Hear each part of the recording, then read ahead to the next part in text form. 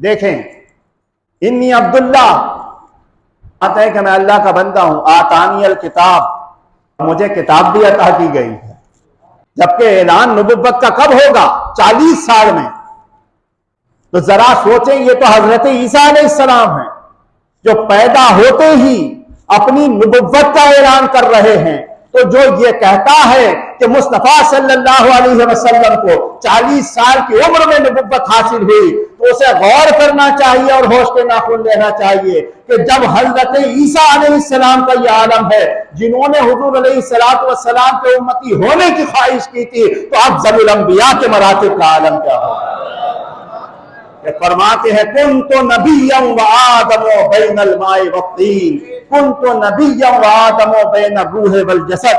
فرماتے میں تو اس وقت بھی نبی تھا جب حضرت آدم آب و گل کی منزلیں طے کر رہے، حضرت عیسیٰ علیہ السلام۔ یہ سورہ مریم ہے، انی عبداللہ، میں اللہ کا بندہ ہوں، آتانی الکتاب، مجھے کتاب عطا کی گئی، جعلنی نبیّا، اور مجھے نبی بھی بنایا گیا ہے، مبارکہ، برکت والا بنایا گیا، واوصانی بالصلاۃ، بات یہاں تھی۔ فرماتے ہیں کہ مجھے اللہ نے نماز کی تاکید ارشاد فرمائی ہے۔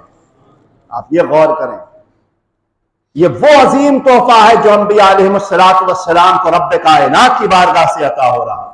ہم کتنے خوش نصیب ہیں کہ یہ تحفہ ہمارے لیے نبی آخر الزمان صلی اللہ علیہ وسلم معراج میں تشریف لے گئے ہیں، اور وہاں سے یہ تحفہ نماز ہم امتیوں کے لیے لے کر آئے ہیں۔ جتنا فخر کریں کم ہے، جتنا ناز کریں کم ہے۔ تو میں عرض یہ کر رہا ہوں، بتانا یہ ہے کہ نماز ایک عظیم عبادت ہے۔ اس نماز کے لیے میں نے آپ کو گزشتہ بتایا تھا کہ حضور علیہ السلام نے ارشاد فرمایا بین العبد و بین الکفر الصلاۃ، بندے اور کفر کے درمیان اگر کوئی چیز امتیاز کرنے والی ہے تو وہ نماز ہے۔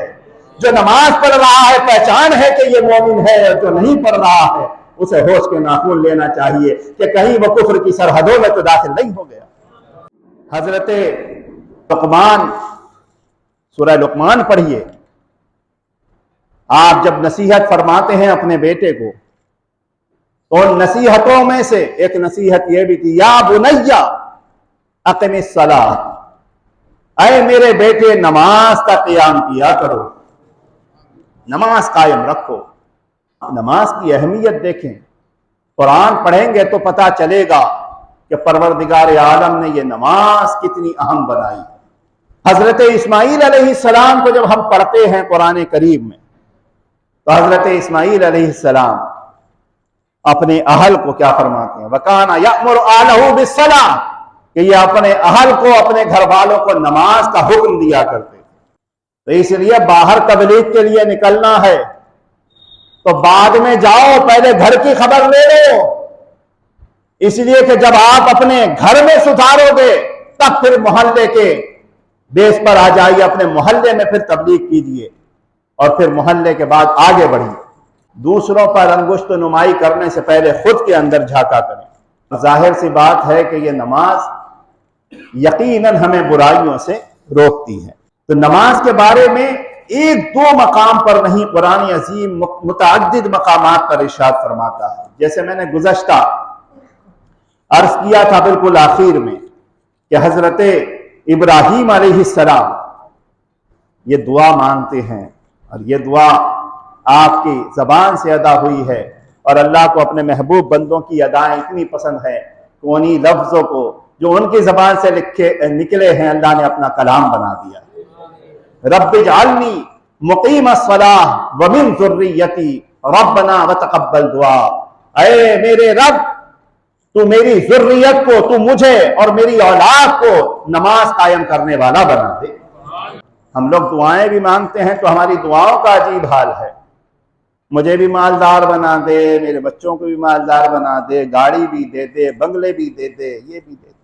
اس لیے اگر چلنا ہے حق راستے کی طرف تو وہ راستے انبیاء علیہ السلام کے ہیں، وہ راستے شہداء کے ہیں، وہ راستے صدیقین کے ہیں، وہ راستے صالحین کے ہیں، اس لیے کہ جب ہم ہر نماز میں سورہ فاتحہ پڑھتے ہیں تو پروردگار عالم کی بارگاہ میں عرض کرتے ہیں اہدنا الصراط المستقیم، ہمیں صراط مستقیم کی ہدایت عطا فرما۔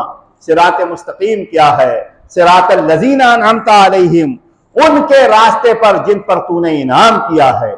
تو پتہ چلا کہ انعام والوں کا راستہ ہی صراط مستقیم کہلاتا ہے، انعام والوں کا راستہ ہی حق راستہ ہے۔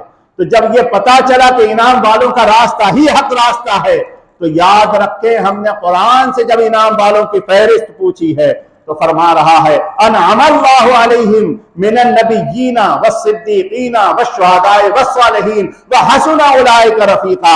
ارے ایمان والوں کی جماعتوں کو پوچھ رہے ہو تو نبیین کی جماعت انعام والوں کی ہے، صدیقین کی جماعت انعام والوں کی ہے، شہیدوں کی جماعت انعام والوں کی ہے، صالحین کی جماعت انعام والوں کی ہے، وحسن اولئک رفیقا، اور یہ کتنے ہی بہترین ساتھی ہیں۔